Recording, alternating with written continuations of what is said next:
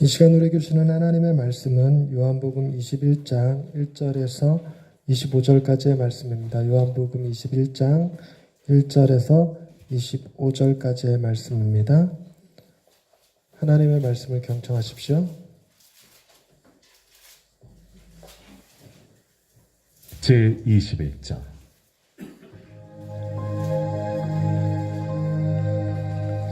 그 후에 예수께서 디비랴 호수에서 또 제자들에게 자기를 나타내셨으니 나타내신 일은 이러하니라. 시몬 베드로와 디두모라 하는 도마와 갈릴리 가나 사람 나다나엘과 세베대의 아들들과 또 다른 제자 둘이 함께 있더니 시몬 베드로가 나는 물고기 잡으러 가노라. 우리도 함께 가겠다. 하고 나가서 배에 올랐으나 그날 밤에 아무것도 잡지 못하였더니 날이 새어갈 때에 예수께서 바닷가에 서셨으나 제자들이 예수이신 줄 알지 못하는지라. 얘들아, 너희에게 고기가 있느냐? 없나이다. 그물을 배 오른편에 던지라. 그리하면 잡으리라. 하시니 이에 던졌더니 물고기가 많아 그물을 들 수 없더라. 예수께서 사랑하시는 그 제자가 베드로에게 이르되 주님이시라. 시몬 베드로가 벗고 있다가 주님이라 하는 말을 듣고 겉옷을 두른 후에 바다로 뛰어내리더라. 다른 제자들은 육지에서 거리가 불과 한 50칸쯤 되므로 작은 배를 타고 물고기 든 그물을 끌고 와서 육지에 올라보니 숯불이 있는데 그 위에 생선이 놓였고 떡도 있더라. 지금 잡은 생선을 좀 가져오라. 시몬 베드로가 올라가서 그물을 육지에 끌어올리니 가득히 찬 큰 물고기가 153마리라. 이같이 많으나 그물이 찢어지지 아니하였더라. 와서 조반을 먹으라. 제자들이 주님이신 줄 아는 고로 당신이 누구냐 감히 묻는 자가 없더라. 예수께서 가셔서 떡을 가져다가 그들에게 주시고 생선도 그와 같이 하시니라. 이것은 예수께서 죽은 자 가운데서 살아나신 후에 세 번째로 제자들에게 나타나신 것이라. 그들이 조반 먹은 후에 예수께서 시몬 베드로에게 이르시되 요한의 아들 시몬아, 네가 이 사람들보다 나를 더 사랑하느냐? 주님, 그러하나이다. 내가 주님을 사랑하는 줄 주님께서 아시나이다. 내 어린 양을 먹이라. 하시고 또 두 번째 이르시되 요한의 아들 시몬아, 네가 나를 사랑하느냐? 주님, 그러하나이다. 내가 주님을 사랑하는 줄 주님께서 아시나이다. 내 양을 치라. 하시고 세 번째 이르시되 요한의 아들 시몬아, 네가 나를 사랑하느냐? 주께서 세 번째 내가 나를 사랑하느냐 하심으로 베드로가 근심하여 이르되 주님, 모든 것을 아시오매. 내가 주님을 사랑하는 줄을 주님께서 아시나이다. 내 양을 먹이라. 내가 진실로 진실로 네게 이르노니 네가 젊어서는 스스로 띠뛰고 원하는 곳으로 다녔거니와 늙어서는 네 팔을 벌리리니 남이 네게 띠띠우고 원하지 아니하는 곳으로 데려가리라. 이 말씀을 하심은 베드로가 어떠한 죽음으로 하나님께 영광을 돌릴 것을 가리키심이로라. 이 말씀을 하시고 베드로에게 이르시되 나를 따르라. 베드로가 돌이켜 예수께서 사랑하시는 그 제자가 따르는 것을 보니 그는 만찬석에서 예수의 품에 의지하여 주님을 파는 자가 누구오니까 묻던 자더라. 이에 베드로가 그를 보고 예수께 여짜오되 주님, 이 사람은 어떻게 되겠사옵나이까? 내가 올 때까지 그를 머물게 하고자 할지라도 네게 무슨 상관이냐? 너는 나를 따르라. 이 말씀이 형제들에게 나가서 그 제자는 죽지 아니하겠다 하였으나 예수의 말씀은 그가 죽지 않겠다 하신 것이 아니라 내가 올 때까지 그를 머물게 하고자 할지라도 네게 무슨 상관이냐? 하신 것이로라. 이 일들을 증언하고 이 일들을 기록한 제자가 이 사람이라. 우리는 그의 증언이 참된 줄 아노라. 예수께서 행하신 일이 이외에도 많으니 만일 낱낱이 기록된다면 이 세상에라도 이 기록된 책을 두기에 부족할 줄 아노라. 아멘. 이 말씀 통하여 우리에게 은혜 베푸시길 원합니다. 아멘. 오늘은 어버이 주일입니다. 원래는 어린이 주일로 지켜야 하는데 다음 주가 청소년 주일이라서 바꿨습니다. 그럼에도 불구하고 오늘은 또 공교롭게 딱 5월 5일 어린이날입니다. 비록 어버이 주일로 지키기는 하지만 우리 안에 있는 어린이들을 외면할 수가 없어서 선물을 준비했습니다. 현찰. 제가 전에 한번 설교 중에 교회 가면 돈이 나오냐? 돈 나온다는 걸 한번 보여주겠어. 애들한테 돈 10,000원씩 주겠다 소리를 했는데 오늘이 그것을 하기에 적합한 날 같았어요. 5월 5일. 예. 그래서 현찰을 준비했습니다. 이렇게 현찰. 예. 그래서 받고 싶은 사람 나오세요. 나오세요. 아니 내가 일일이 찾아가서 줘야 되겠니? 왜 또 네가 먼저 받아가니? 자, 기주 나오고, 나오고, 니들도 다 나와. 아, 고학년이라 하영이 하경이도 나오고, 하영이 하경이도 나오고, 시간 아끼자 얼른, 시간 아끼기 얼른.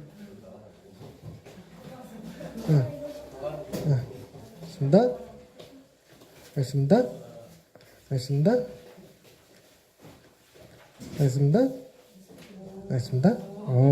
네. 예배 시간에 졸거나 딴짓하면 압수.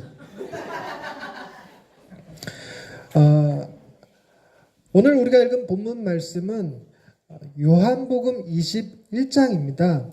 그런데 요한복음 21장은 좀 독특한 특징이 좀 있습니다. 그게 뭐냐면 요한복음 20장 마지막 절인 30절 31절에 이런 내용이 써있기 때문에 그래요.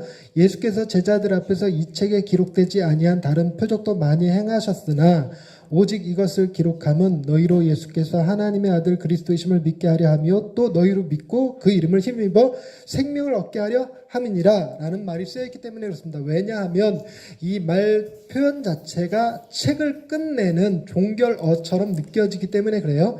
그래서 요한복음은 원래 20장까지만 기록되었다가 후대에 21장이 첨부되었을 거라는 주장들이 나오게 됐습니다. 21장이 나중에 첨부되었건 혹은 그때 쓸 때 다 쓰고 난 다음에 탈구한 다음에 이 내용을 더 첨언했으면 좋겠다 생각해서 요한이 직접 더 썼건 21장의 내용은 그 당시 공동체뿐만 아니라 예수님의 제자들에게도 굉장히 중요한 사건으로 기억되고 추억되고 있었던 것입니다.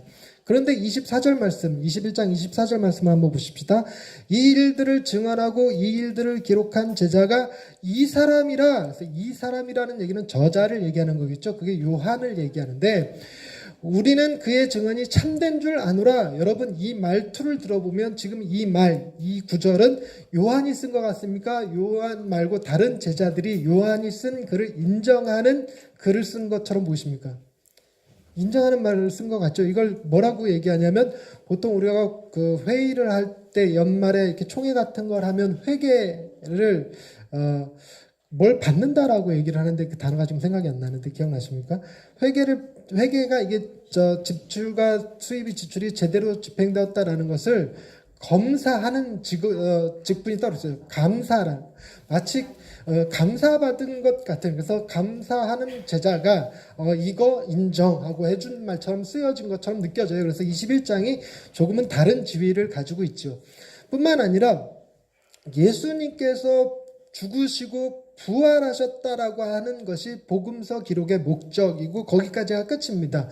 그 이후의 사건에 대해서는 사도행전으로 넘어가서 예수님의 부활하시고 승천하신 이후에 성령 강림 사건이 일어나고 어떻게 전 세계적으로 교회가 퍼졌는지에 대한 이야기를 사도행전에 걸쳐서 하게 되어 있습니다. 그런데 21장은 그 모든 거에 다 잘 안 맞아요.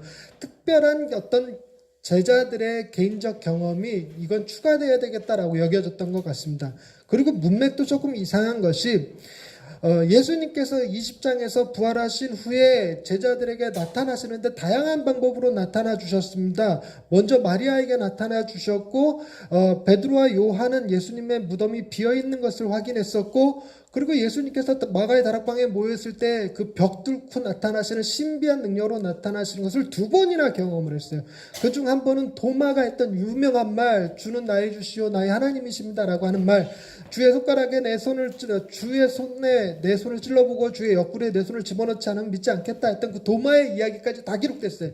그러니까 예수님이 부활하신 것에 대해서는 도마 이야기까지 첨부되면서까지 확실한 일이었다는 사실을 보여주고 있습니다. 그런데 오늘 그 부활을 경험한, 예수님의 부활을 경험한 제자들이 왜 뜬금없이 갈릴리로 가서 거기서 지금 고기를 잡고 있느냐는 것입니다.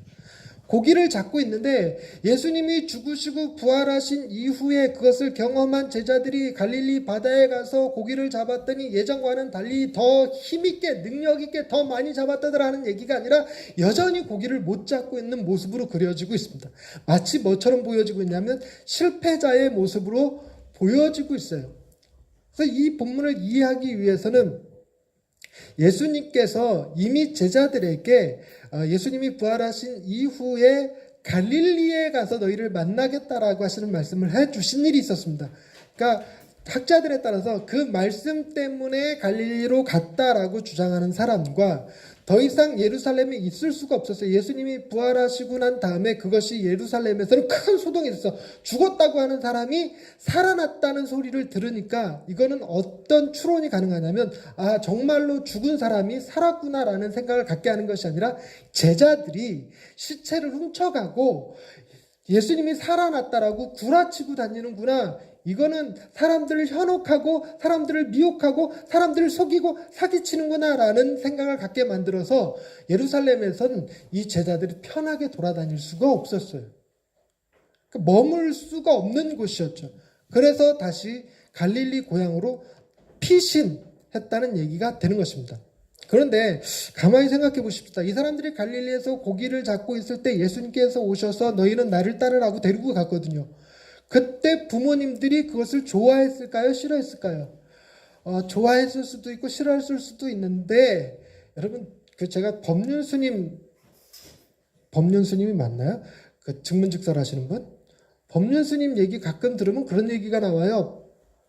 본인이 스님이 되려고 절에 이제 출가하려고 하실 때 부모님들이 엄청 반대를 하셨대요. 그거는 지금도 마찬가지로 어디 가서 애만 하나 나갖고 오면 내가 몰래 키워줄게 이렇게 얘기하실 정도시라고 그래요. 그러니까 반대하셨어요. 그런데 법륜 스님은 그나마 좀 나은 것이 뭐냐면 지금 굉장히 유명해지셨잖아요. 존경받는 스님이 되셨어요. 그러니까 법륜 스님이 출가한 이후에 그분의 행적이 그 부모들로 하여금 비교적 걱정을 덜 하게 하는 스타일이 됐습니다.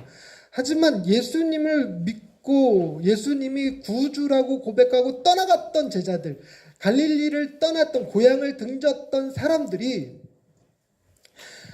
뭔가 대단한 일을 행하고 예루살렘에 가서 교단을 하나 창설을 하든 아니면 사람들을 모아서 구테타를 한번 일으키든 뭔가 대단한 일을 할 것처럼 막 이 일이 마치 이스라엘 민족이 해방하는 길인 것처럼 나섰다가 지금 자기네들의 지도자는 죽었다라는 소문을 듣고 그들은 실패자의 모습으로 고향으로 내려와 있는 모습인 거예요.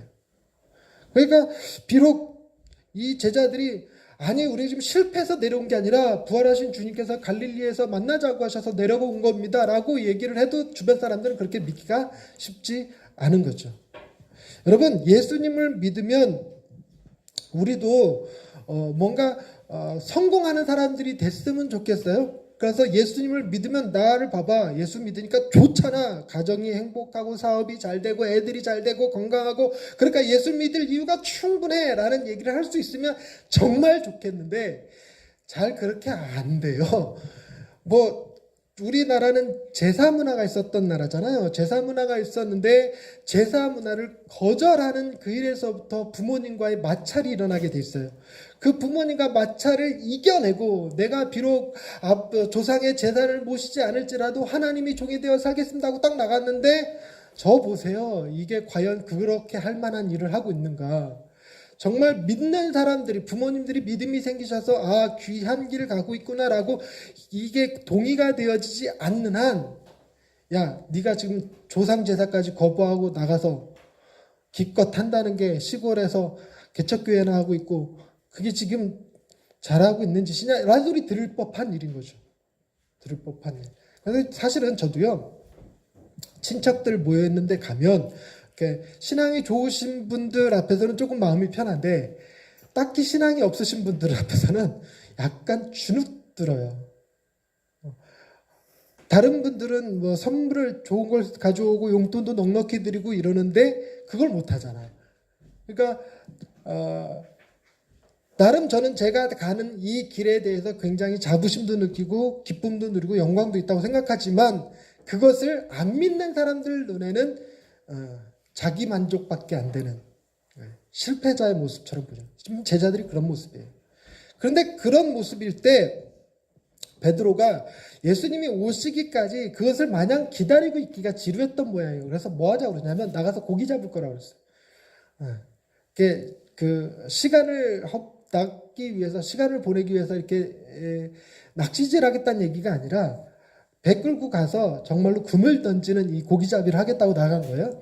그런데 공교롭게도 고기를 한 마리도 못 잡았어요. 여러분, 금을 던져서 고기를 한 마리도 못 잡는 게 쉬울까요, 어려울까요? 공부를 하나도 안 한 애가 그 시험 빵점 받는 것보다 더 어려워요. 이건 뭐 그냥 문제와 답이 하얀 것은 종이요 검은 것은 글씨로다. 그래서 적당히 아무거나 보지도 않고 그냥 대충 답안지에 1번, 3번, 2번, 2번, 5번, 1번 이렇게 막 찍었을 때 빵점 나올 가능성이 있을까요, 없을까요?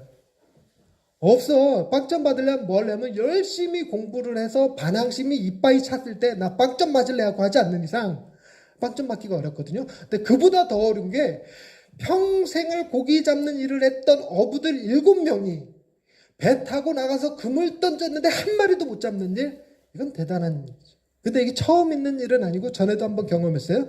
그런데 그 경험은 뭘 떠오르게 했냐면 주님이 오실 때를 떠오르게 했어요. 실제로 주님이 오셨습니다. 오셔서 배 오른편에 금을 던져라. 그래서 금을 던졌더니 고기가 잔뜩 잡혔더라. 그래서 몇 마리가 잡혔더라? 153마리가 잡혔더라. 그래서 그것에 착안한 어느 모나미 사장님께서 볼펜 이름을 153 볼펜이라고 써갖고 대박돼서 엄청난 부자가 되셨더란 분은. 근데 이 153이 학자들 사이에서 다양한 주장들이 나와요. 여러분, 실제로 사람들 생각에 정확하게 물고기를 세봤더니 이렇게 세봤더니 153마리더라 하는 주장은 조금 사람들이 인정하지 않아요.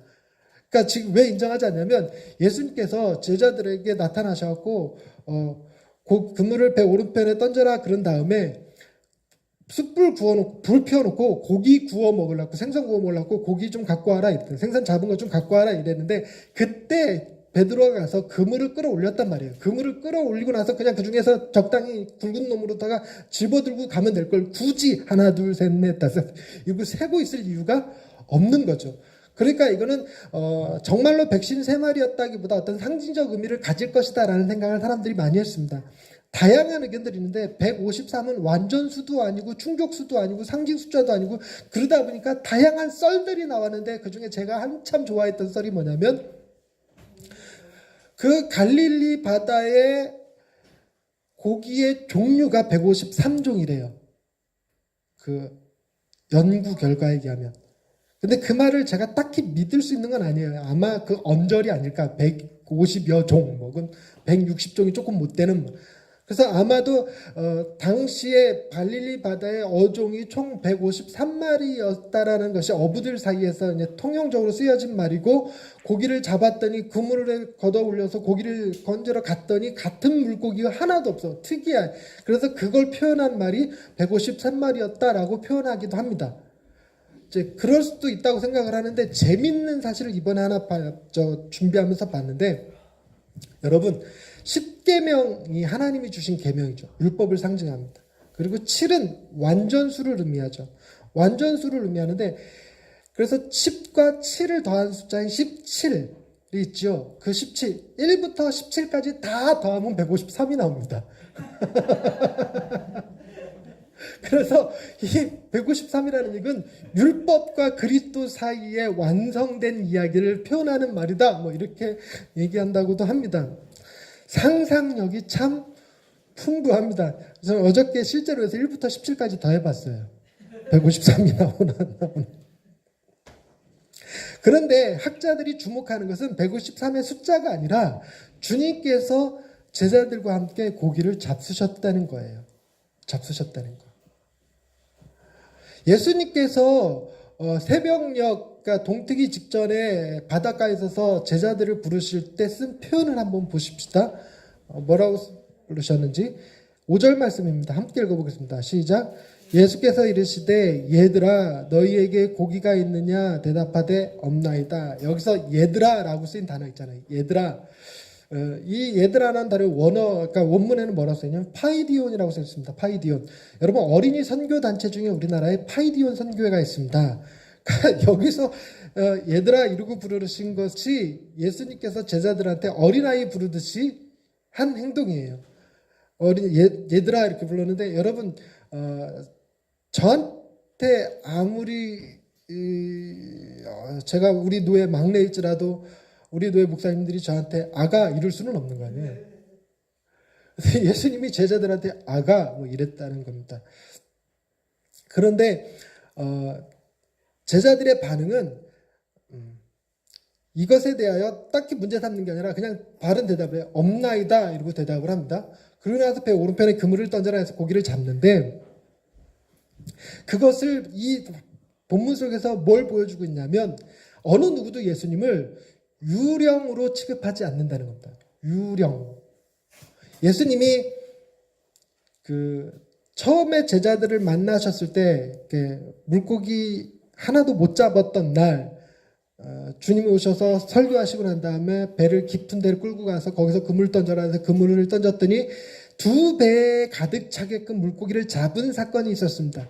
그때 그 예수님은 사람들이 귀신이라고 생각했을까요? 사람이라고 생각했을까요? 사람으로 생각했죠. 말귀를 못 알아듣는 거야? 처음에 예수님이 제자들을 찾아가셔서 첫 어획 기적, 물고기를 잔뜩 잡으셨을 때 그때 사람들은 예수님을 사람으로 여겼을까요? 귀신으로 여겼을까요? 사람이었어요. 사람인데 어떻게 이런 일이 가능하지? 그래서 이분을 사람을 뛰어넘는 존재로 인식하기 시작한 거예요. 보통의 사람은 아니겠구나 라고 생각했다는 거죠. 보통의 사람은 아니겠구나. 그리고 또 한번 바다와 관련된 게 예수님께서 바람과 파도를 잔잔케 하신 일이 있어요. 잔잔케 한 일. 그러니까 꾸짖어서 명하셔진 바다와 파도가 잔잔해지니까 제자들이 겁을 잔뜩 먹고 이분이 누구시길래 바람과 파도도 순종하는 거 이랬던 일이 있었습니다. 그리고 또 한 번은 예수님께서 무리를 걸어서 파도 치는 그 풍랑이 있는 바다를 한가운데를 걸어오신 일이 있었습니다. 그때 제자들의 반응이 다 뭐냐면 으아 유령이다 막 이랬었어요. 그랬는데 예수님이 죽으시고 부활하신 후에 제자들을 찾아왔을 때 역시 어마어마하게 놀라는 일이었어요. 이게 사람일까? 귀신일까? 우리가 지금 사람을 보고 있는 걸까? 귀신을 보고 있는 걸까에 대한 두려움이 있었습니다. 여러분 실제로 사람이 죽었다라고 생각했는데 그 사람이 죽은 게 아니라 눈앞에 딱 있으면 실제로 살아있는 사람을 봐도 놀랄 수밖에 없죠. 죽었다라고 생각했는데 있으니까. 그래서 사람들이 기겁을 하기 마련인데 예수님은 완벽하게 죽으신 분이에요. 옆구리에 창자국과 물빛 다 쏟으시고 이렇게 무덤에 안치까지 되셨는데 살아있으니 그런데 살아있는 모습이 이게 좀처럼 다쳤던 사람의 모습이 아니라 너무너무 완벽한 모습의 사람으로 있으니까 그런데다가 3층을 걸어서 올라서 문 똑똑 두들고 들어오신 게 아니라 벽을 뚫고 쑥 나타나 버리니 이걸 어떻게 사람이라고 생각합니까? 귀신처럼 여기죠. 그런데 예수님이 그 앞서서 행하신 일이 몇 번 더 있으셔서 지금 갈릴리 바다에서는 제자들이 뭐 하고 있냐면 예수님을 유령이나 귀신 취급하고 있는 것이 아니라는 것입니다. 드디어 뭐 하고 있냐면 지금 제자들 마음에 예수님은 완벽하게 분명히 지금 살아나신 분이구나. 완벽하게 부활하신 존재구나라는 것을 이런 식으로 보여주고 있다는 것입니다. 이것을 더 강조하는 모습이 뭐냐면 식사를 드셔요. 구운 생선과 떡을 먹습니다. 예수님께서 자기를 표현할 때 나는 하늘에서 내려온 산떡이다 라고 표현하신 적이 있어요. 그리고 이제 이스라엘 문화권 속에서 구운 생선은 고통을 의미해요. 고난을 의미합니다. 그래서 예수님이 십자가에 달려 죽으시고 부활하신 것을 구운 생선으로 그리고 예수님 자신의 정체성을 떡으로 표현했다 이렇게 이제 주장하는 사람들도 있기는 해요. 그런데 그것에 관심을 두기보다 지금 뭐가 더 중요하냐면 예수님은 분명하게 부활하신 존재다. 우리와 똑같은 모습으로 계신다 라고 하는 사실이었어요. 한 공간을 점유하고 계시고 함께 식사하고 계시고 여전히 동일하게 우리에게 식사를 대접해 주고 계시는 분. 근데 이거는 지금 요한이 20장까지 기록을 놔두고 21장에 첨언하면서 이 글을 쓴 것에 대한 추론을 만들어냅니다. 어떤 추론을 만들어내냐면 오늘날에도 마찬가지로 예수님의 부활을 실제적 부활이라고 믿지 않는 사람들이 정말 많아요. 이번에 그 백남기 씨인가요? 그 물대포 맞아서 돌아가신 분, 그분 성함이 백남기 씨 맞죠? 근데 그분이 돌아가셨어요. 그랬는데 사람들이 그 뒤에 데모에서 내가 백남기다 하고 편말 이거 붙이고 데모하는 사람들이 늘어났어요. 물대포 앞에 맞아가서 하는 사람들이.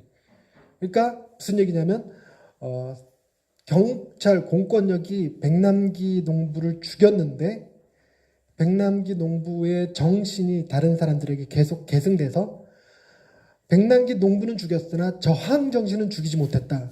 저항 정신이 부활했다. 내가 제2의 백남기다 이러고 주장하는 사람들을 부활이라고 표현한다는 거예요. 예수님이 비록 돌아가셨지만 예수님의 정신을 이어받은 제자들이 예수님의 몸을 상징하는 교회를 이루었어요. 이것이 부활이다. 예수님의 정신을 이 시대에 계속 이어받고 있는 사람들이 부활이다 라고 주장하는 부활론이 힘을 얻기 시작했습니다. 당시에도 마찬가지였어요. 예수님이 부활했다고 얘기를 하는데 제자들이 내가 예수님을 만났다고 얘기를 하는데도 불구하고 여전히 예수님의 부활을 실제적인 부활이 아니라 그의 정신의 계승이라고 생각하는 사람들이 있었는데 요한의 공동체도 그러지 않았을까라는 추론을 만들어낸 겁니다. 그래서 이 책이 쓰여진 이후에 아니다, 예수님의 부활은 진짜 부활이다 라는 것을 얘기해 주기 위해서 21장이 첨언됐을 것이다 라는 생각이 있는데 오늘날 우리에게는 어떨까요? 우리도 과연 예수님의 부활이 실제 부활이라고 믿고 있는 것인지 아니면 어떤 상징성만 부여하고 있는 것은 아닌지요. 달리 얘기해서 우리도 과연 죽으면 다시 부활할 것을 믿는 사람들, 그때 부활이란 우리는 영과 육의 동일한 부활이에요. 사람이 죽어서 몸은 땅으로 가고 영혼만 이렇게 꼬리 달린 영혼만 이렇게 떠갖고 하늘나라로 가는 그런 개념이 아니라 우리는 주님이 다시 오시는 날 영과 육이 다 부활해서 온전한 사람, 지금의 이 모습, 온전한 사람의 모습으로 부활하게 될 거라는 사실을 믿느냐라는 것입니다. 이건 크리스찬들도 잘 그렇게 생각 못해요. 자꾸만 우린 장례장에서 육체는 썩어서 없어지지만 영혼은 하나님 품에 안겼다, 부활했다, 자꾸 이런 식으로 생각하는데 그런 개념이 아니라는 겁니다. 단순히 영혼의 개념이 아니라 우리의 육체, 이 육체를 그대로 가지고 부활한다는 거예요. 여러분, 이 육체를 그대로 가지고 부활한다는 것에 대해서 다소 불만인 사람들이 있죠. 내 키가 조금 부족한데, 내 외모가 조금 부족한데, 뭐 이런 거. 사모님이 어저께 무슨 쇼핑 갔다가 선글라스 하나 끼고 사진을 찍었던데 너무 예뻐요. 그 얘기인즉슨 눈만 가리면 예쁜 여자 아니냐 뭐 이런. 근데 그는 그대로 부활을 한다고 생각하면 이거 불만일 수도 있겠으나 어찌됐건 우리는 부활을 전제로 한 사람들이라는 겁니다. 근데 마치 우리는 이 육체를 가지고 살아가는 것이 이 땅이 마지막일 거라고 생각하고 이 땅에 집착하고 살아가는 모습을 보인다면 우린 역시 부활을 믿고 있지 않은 거죠. 그러니 요한이 던지는 21장을 통해서 던지는 첫 번째 질문, 정말 부활을 있는 그대로 믿느냐? 우리가 죽는다 할지라도 다시 부활할 것을 믿는데 이 세상의 삶에 너무 집착하는 것 아니냐? 죽음 자체를 너무 두려워하는 것 아니냐? 하는 도전을 던지고 있다는 것입니다. 그리고 두 번째 내용은 이런 겁니다. 예수님이 베드로에게 묻습니다. 네가 나를 사랑하느냐? 근데 정확한 질문이래요. 네가 다른 사람들보다 나를 더 사랑하느냐? 이 말 뜻은 한국말이 조금 묘해서 두 가지 의미를 지닙니다. 네가 여기 있는 사람들을 사랑하는 것보다 나를 더 사랑하느냐라고 묻는 첫 번째 의미와 두 번째 의미, 이 사람들이 나를 사랑하는 것보다 더 크게 네가 나를 사랑하느냐 하는 두 번째 의미를 가지고 있습니다. 사람들이 이 두 가지 의미 가운데 조금 헷갈리는데 이걸 첫 번째 의미로 해석한다면 이 사람들을 네가 사랑하는 것보다 나를 더 사랑하느냐, 달리 얘기하면 네가 네 부모보다 나를 더 사랑하느냐, 네가 네 자녀들보다 나를 더 사랑하느냐 라는 질문으로 비춰줄 수 있다는 것입니다. 더 나아가서 네가 어떤 명예나 생명이나 권력이나 성공 그 어떤 것보다 나를 더 사랑하느냐? 주 예수보다 더 귀한 것은 없네가 진짜 고백이냐 하는 질문과도 같다는 것입니다. 여러분, 베드로는 왜 그런 질문을 받고 있는 거냐면 예수님이 십자가에 재판받으실 때 예수님을 모른다고 3번 부인했을 때 그는 예수님보다 뭘 더 사랑한 거였어요? 자신의 생명을 더 사랑했던 거예요. 생명. 고기를 잡을 때 한 마리도 잡지 못한 이 상황은 자신에게 굉장히 큰 자존심에 스트레치요. 고기 잡는 게 업이었던 사람이 지금 한 마리도 못 잡았어. 그것도 누구 앞에서? 다른 제자들 앞에서, 다른 사람들 앞에서 한 마리도 못 잡았으니 이건 망신 중에 망신이야. 이게 도대체 이러고 내가 어떻게 살아라고 생각할 수 있는데 그 실패가 너를 절망케 하느냐? 혹은 너의 성공이 너를 살게 하느냐? 그것보다 나를 더 사랑하느냐? 여러분, 굉장히 중요한 개념이에요. 우리는 어떨까요? 우리도 저 역시 마찬가지로 주님을 너무너무 사랑하지만 교회가 부흥했으면 좋겠어요. 여기 지금 2줄이 쫙 비었어. 지금 2줄이 쫙 비인 것에 대해서 마음이 너무 아파요. 주무시고 계시는지, 왜 여기는 청소년 주일만 자꾸 나오시는 건지, 이런 것들이 마음이 아파. 마음이 아프지만 그것이 내 마음의 평강을 뺏어갈 정도냐? 혹은 자리가 어느 날 여기가 꽉 찼어. 여러분들이 전도를 열심히 했던, 제가 소문이 유명해졌던 여기가 꽉 차서 우리가 2부 예배 드리고 3부 예배 드리고 나면 내가 이 사실을, 교회가 부흥했다라고 하는 이 사실을 주님 사랑하는 것보다 더 기뻐하고 있는 건 아니겠느냐. 달리 얘기해서 정말 우리는 주님보다 더 사랑하는 것이 없는 사람들 맞느냐? 사업이 실패하면 마치 그것으로 인생이 끝날 것처럼 여기는 사람이라면 그는 주님보다 사업을 더 사랑하는 거예요. 자녀가 잘못된 것을 도저히 견딜 수 없어 하는 사람이라면 주님보다 자녀를 더 사랑한 겁니다. 자신의 몸의 건강이 조금만 문제가 생기면 금방이라도 죽을 것처럼 걱정하는 사람이라면 주님보다 자신의 건강을 더 사랑한 거예요. 이런 질문 앞에 우리도 자유롭지 못합니다. 과연 여러분들은 주님의 부활을 믿으십니까? 주님을 그 무엇보다도 더 사랑하십니까? 3번째 질문이 있어요. 그게 뭐냐면 주님이 베드로에게 이렇게 얘기합니다. 18절, 내가 진실로 너에게 이르노니 네가 젊어서는 스스로 띠띠고 원하는 곳으로 다녔거니와 늙어서는 네 팔을 벌리리니 남이 내게 띠띠우고 원하지 않는 곳으로 데려가리라. 새로운 사명을 주셔요. 실제로 이것이 역사적으로 이루어져서 베드로는 로마에 끌려가서 십자가에 거꾸로 매달려 죽습니다. 그런데 이제 베드로가 이런 질문을 해요. 지금 예수님 품에 있는 제자, 그 요한인데, 요한은 어찌 될 것입니까? 라고 물어요. 그랬더니 예수님께서 이런 대답을 하셨습니다. 22절 말씀. 예수님께서 이르시되 내가 올 때까지 그를 머물게 하고자 할지라도 내게 무슨 상관이냐? 너는 나를 따르라. 여러분, 이 말의 의미가 뭐냐면 과연 우리는 주님이 주신 사명에 순종할 때 다른 사람과 비교하지 않고 순종할 수 있는가?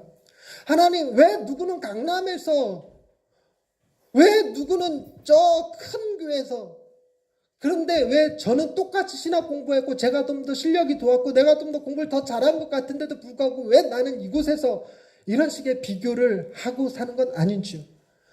우리의 모습이 늘 그래 신앙생활 하다 보면 하나님, 저 집사보다 내가 좀 더 열심히 일했는데 왜 저 집사 자녀들은 잘 되는데 우리 집 자녀들은 맨날 왜 이 모양입니까? 이런 생각을 한다든지. 끊임없이 우리 안에 비교가 있어요. 비교. 어느 교회 사모님은 어떻게 하신대더라, 어느 교회 목사님은 어떻게 하신대더라 하는 비교. 이런 비교들 때문에 하나님 앞에 내가 받은 직분, 내가 받은 사명에 순종하여 충성하기보다 끊임없이 열등감에 사로잡히죠. 실제로 요한은 베드로보다 월등히 오래 살았어요. 그리고 요한계시록을 남겼습니다. 요한복음이 이 책도 마찬가지지만. 근데 베드로는 끼껏해서 베드로 전후서 딸랑 2개 남겼는데 요한복음 한 권의 절반보다도 안 되는 얇은 책. 많은 사람들이 베드로를 더 좋아하긴 하죠. 얇아서. 근데 어찌됐건 저도 책을 썼습니다. 책을 썼는데 제가 보기에, 여러분 제 책 읽어보셔서 아시겠지만 그 책 제법 잘 썼어요. 제법 잘 썼어요. 그게 객관적으로 다른 목사님들 책들 이렇게 보면서 이 책들보다는 내 책이 더 잘 썼다라는 생각이 들고 실제로 그렇게 평가해 주시는 분들이 많이 계셔요. 그런데 판매량을 보면 그 책들이 월등히 많이 팔렸어요. 그분들은 일단 교회 교인들이 한 권씩만 사줘도 보통 5천 권, 10,000권씩 팔리는 거예요. 나는 우리 교인들이 한 권씩 사지도 않아. 그냥 이렇게 선물로 드려야 돼. 뭐 이런 거잖아요. 그런 거 비교하고 있으면 과연 우리가 하나님 앞에 제대로 순종할 수 있을까? 여러분, 이 세 가지 질문, 여러분들은 다른 사람과 비교하는 건 둘째치고 하나님이 여러분에게 주셨던 삶의 사명, 소명에 대해서 잃어버리고 사시는 건 아닌가요? 다른 사람과 비교해서 열등하다 여기서 차라리 안 하고 말지 하고 포기해버린 건 아닐까요? 마치 5달란트, 2달란트, 1달란트 받았는데 내게 1달란트를 2달란트과 비교해서 그냥 땅에 묻어버리고 살아가고 있는 사람들은 아니냐는 것입니다. 여러분, 만약 그랬다면 다시 한번 리바이벌, 부흥을 다시 한번 경험하셔야 돼요. 주님의 부활하신 이후에 제자들이 갈릴리 바다에서 다시금 사명을 회복하는 이 일이 요한의 공동체에도 필요했고 우리에게도 동일하게 필요합니다. 부활을 확신하고 그래서 예수 외에는 다른 길이 없음을 알아서 그 무엇보다도 예수님을 더 사랑하고 내가 가진 직업, 내가 지키고자 하는 내 가정, 내가 지키고자 하는 건강보다도 주님을 더 사랑해서 그 어떤 것과도 타협하지 않는 정신을 가지고 주님이 내게 주신 사명 붙들고 그것이 비록 저 가난한 촌구석에서 가난한 사람들과 어울려 살아야 되는 일이라 할지라도 그걸 귀하게 여기고 다른 사람이 아무리 영광스러운 길을 간다 할지라도 그것에 대하여 질투하지 아니하고 살아가실 수 있느냐는 것입니다.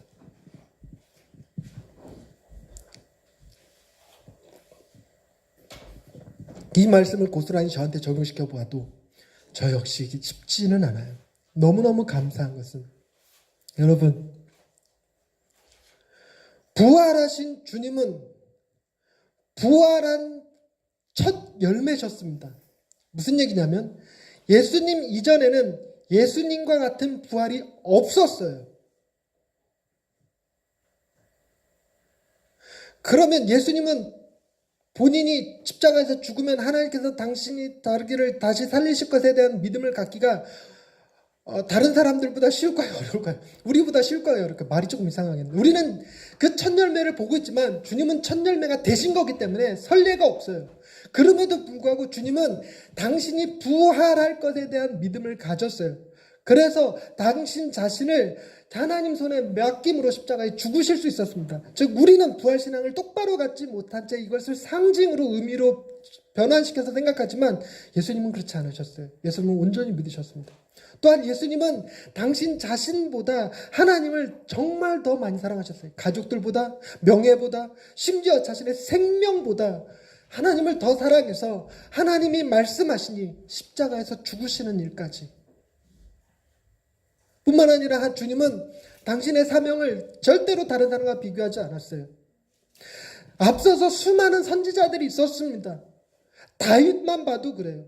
하나님, 다윗은 왕이 되게 하셨으면서 나는 왜 십자가에 죽어야만 합니까? 엘리야같이 존경받는 선지자도 아니고 왜 나는 지탄받고 나는 왜 침뱉음 당하고 나는 왜 십자가를 져야 합니까? 이런 비교하지 않으셨어요. 비록 그것이 하나님이 당신에게 맡기신 일이 비록 추하고 괴롭고 거부하고 싶은 일이라 할지라도 순종하심으로 본을 보이셨습니다.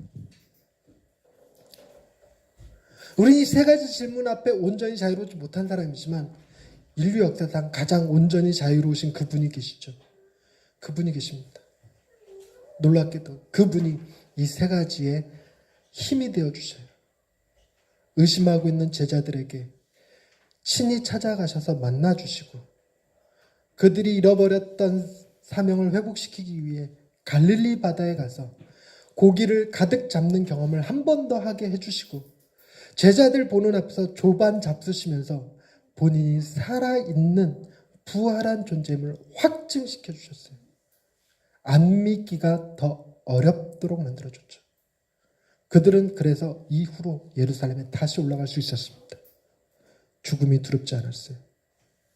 그리고 베드로가 예수님을 3번 모른다고 부인한 것을 회복할 기회를 주셨는데 놀랍게도 네가 나를 이 사람들보다 더 사랑하느냐의 질문은 아가페였습니다. 근데 베드로가 내가 주를 사랑하는 줄 주께서 아시나이다 라고 대답할 때는 필레오였습니다. 필레오랑 아가페랑 뭐 학자들이 얘기에 따라서 아가페는 헌신적인 사랑, 필레오는 조건적 사랑 이렇게 얘기하기도 하는데 어찌됐건 아가페가 필레오보다 조금 더 큰 사랑입니다. 더 큰 사랑을 상징적으로 표현해요. 그런데 아가페로 묻는 예수님의 질문에 필레오로 대답하고 있는데